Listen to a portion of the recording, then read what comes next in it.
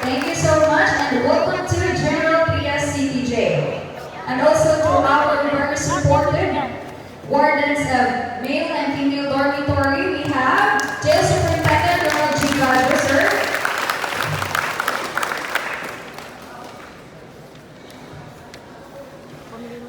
And Ma'am Jail Senior Inspector Pernita M. Enjuna, Ma'am. Also, the President of the Rotary Tagaytay, we have Sir Edgardo Manda.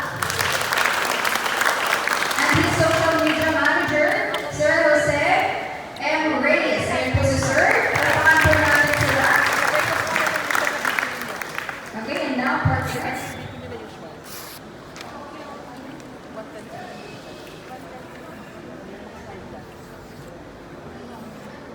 Isang masigagang parang naman po dyan. Thank you for being here with us today. And let's get started. Alright, so let's officially start the program. To lead us in prayer, let us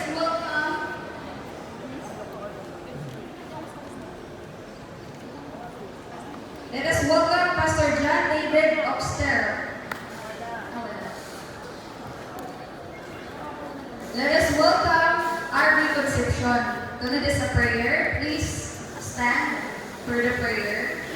And will be followed by the Philippine National Anthem and Korean National Anthem to be played through overhead projector.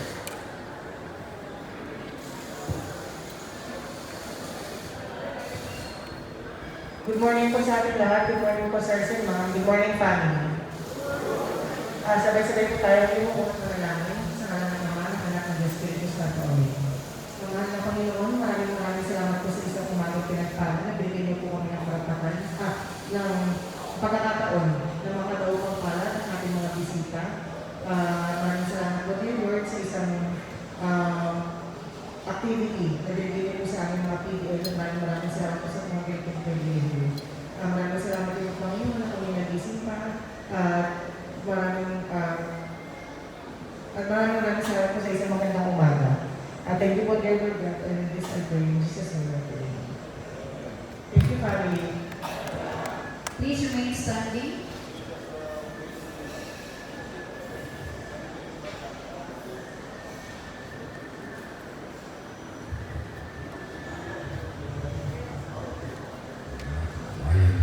Ang pagbansang awit ng Pilipinas.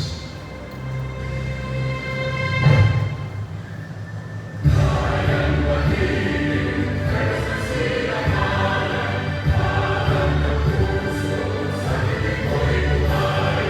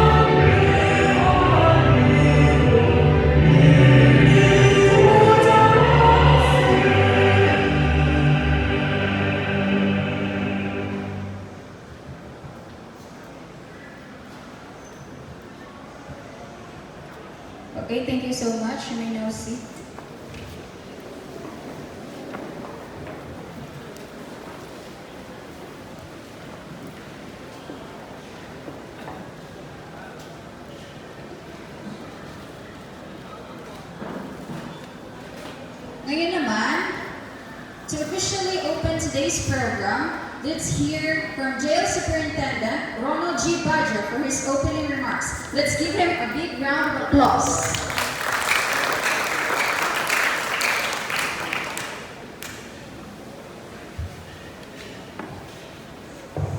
Hello. Good morning, family. 안녕하세요. For the information of our visitors, our greetings in any day in the Philippines is always good morning, family. Because we are one family. That's why we greet each other good morning, family. Okay, medyo mapapalakot na rin English dito. Hindi kayo magkakagustuhin tayo sa English. Kasi before we were having a Muslim because of the English, you know, we are not used to speak in English. We are always in Tagalog in Filipino. Anyway, to our dear visitors, Dr. Tom Jalian, I'm sorry if I mentioned it not correctly. Thank you. Si Dr. Han Jungsan, he is still on his way. Si Sir Joel Villalobos, ito Pilipino talaga ito. Ako Pilipino ito. Si Ma'am Christine Delay, ako Pilipino ito. Of course, also si Ma'am Leah Ra, is this correct? Leah Ra. Leah, okay. And Ma'am Elisa Suyu. But your first name is Filipino name, English name. Yeah. And Sir Yun Ji Yun. Did I say correctly? Okay, thank you. Baka pagalitan ng isang bandat eh. Of course, past president of the current president. The past president of the Rotary Tagaytay, Sir Eduardo Amanda. Ito si Sir Eduardo, hindi tayo pinakalimutan pa. So, ang kanyang sidekick si Sir Jose. Ay, ito, Sir Reyes. Ikaw talaga ang matani ito. You are the eye of Sir Eduardo. Huwag mong iwanan si Sir Eduardo.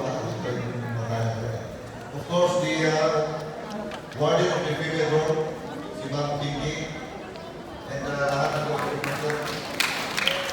And of course, yung mga PDL natin, or PDL, you are the reason why we are here. You are the reason why our doctors here from Korea, our visitors, our friends from Korea are here. If not because of you, they will not be here. And I hope this will not be the first time of Tura. This will not be the first time in Pilas. Yeah. Maybe, Tora, you can invite the Koreans to come here in Jalapaya. You can come here anytime. Anytime. You will be safe here. Don't worry. In a way, today is another day. Today is another day for you and for the president of Jalapaya. Because we will be conducting medical mission. They will be conducting medical mission acupuncture. Sinong takot na karayo? Sigurado na yan, may medron. Pagkapagtulog sa inyo. Tututulungan kayo. They will be performing acupuncture, no? I myself have not yet experienced acupuncture, so I want to try it. Pero, ispan ko pa. Parang, I am afraid of small needle.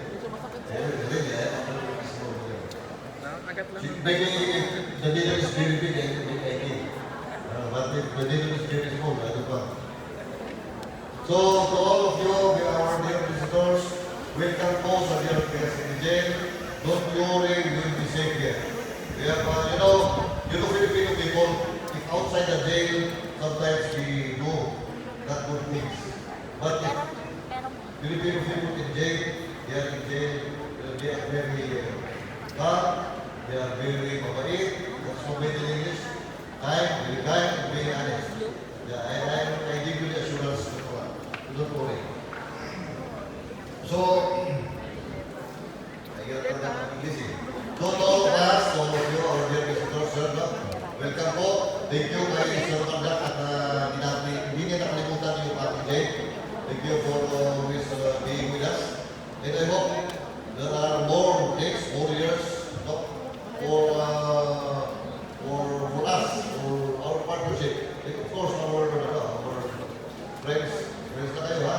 You know, Doktora, yung mga nagbibigay ko sa people coming outside who are giving services here in jail, they are called service providers. So, from now on, you are one of our service providers. Oh, yeah. So, papakanatin ang ating mga kasinusunod. So, with that, thank you very much and welcome po sa ating jail. Just be, relax lang po kayo, relax lang. Just feel relaxed. Just feel safe, don't worry. We are here and our PD are very kind too. Okay? So welcome again and thank you. Sir, thank you, sir.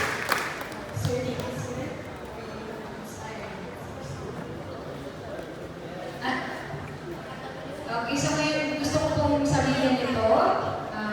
Sana po ay nabigkas ko ng ayos. 원익합니다. General Presidio, City Judicial, Judicial 원익합니다. Okay po ba yun? Is that okay?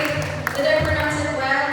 Okay, so yun po ibig sabihin ay welcome to General Trias City Jail. So again, tayo lahat. Sabihin natin in 3, 2, 1. Welcome to General Trias City Jail.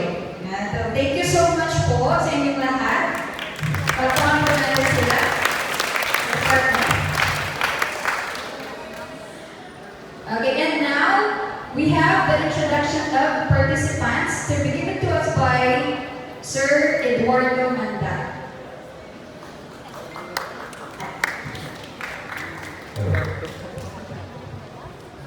Magandang umaga, family. Yes, natutuwa ako na pwede ko dito kasi for several years, when I became retired with yung former warden natin, si Warden Adams, nakita ko yung difference ng ating kalagayan dito sa Lower Jail. At nakita ko rin how kind the officers are. Kasi I remember one time when I visited here, the first time na pinaalam na dumalaw ang mga kamag-anak ng mga PDL. Alam niyo, umiyak ako ng todo nung gabi, nung araw na yun. Kasi nung paalis na yung mga bisita natin doon, nag-iiyakan yung mga asawa, mga nanay, tatay, lalo na yung mga anak. Because I myself I have 5 children and 3 grandchildren. So sabi ko, yung pagkakataon sa buhay talaga, hindi natin masabi. Minsan, naakusahan lang tayo, and yet, napunta na tayo sa kalagayan na hindi natin gusto.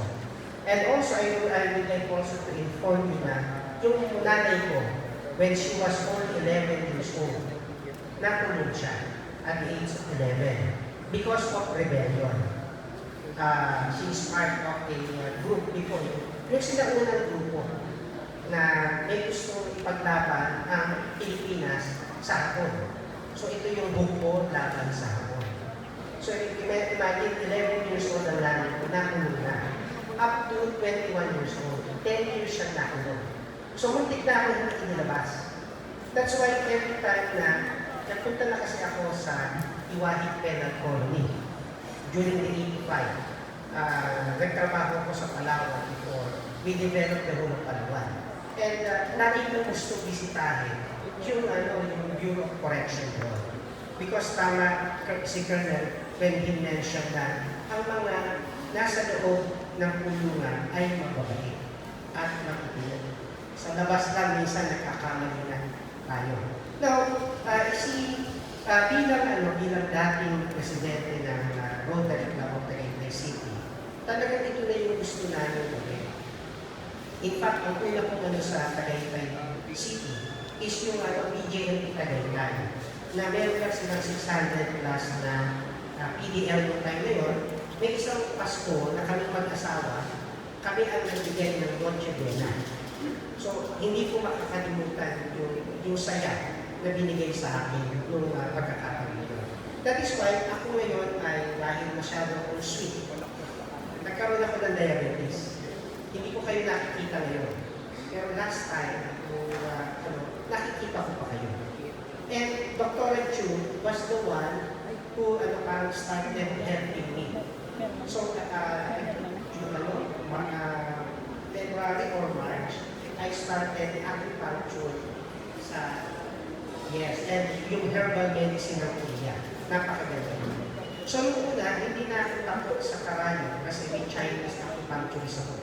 Na hindi naman siya talaga masakit kasi yung 2 mm, parang yung kuko ko, dalawang lang, napakaliit yung needle, yung ilubog, napakaliit, tapos parang lumog lang yung needle na yun. So hindi siya nakakatakot.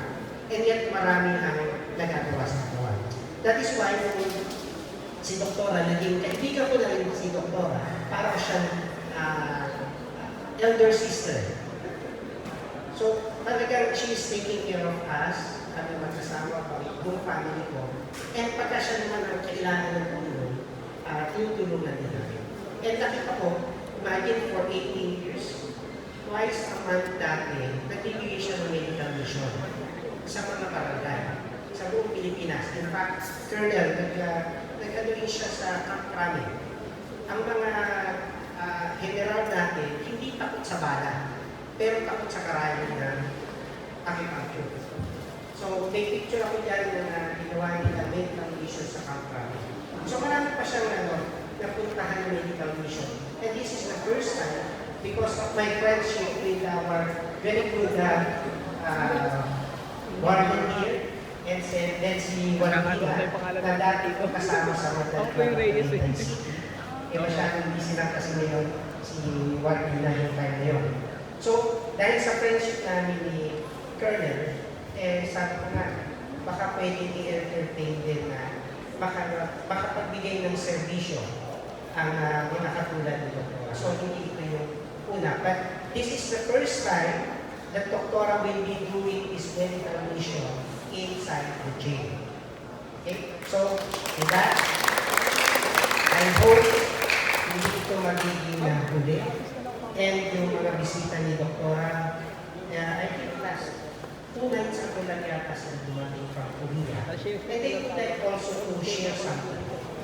So, with that, I would like people to know the good people with us, especially ang ating elder sister, Dr. Chung Dan. So, maraming salamat po sa inyong lahat. Pasensya na kayo, di kayo nakita.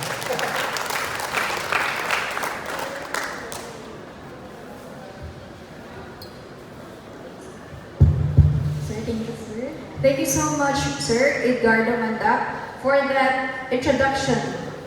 It's truly inspiring to see such a diverse and dedicated group gathered here today.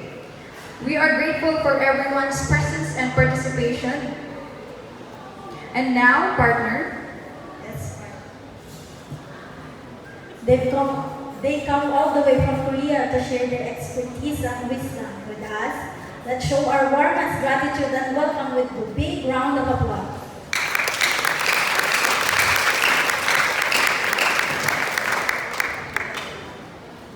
Dr. Chung Jayong is a compassionate Oriental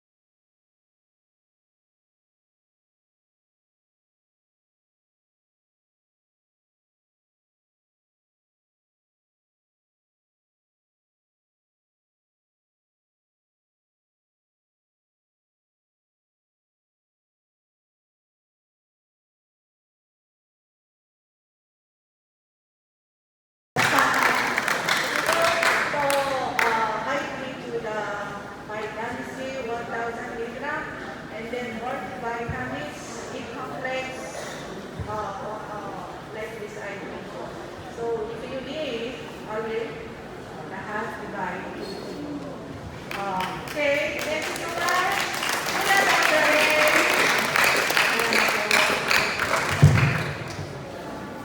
Thank you so much for that informative discussion and about acupuncture. And now, partner. I know, ma'am, their words were so uplifting, parang therapy na rin, ma'am.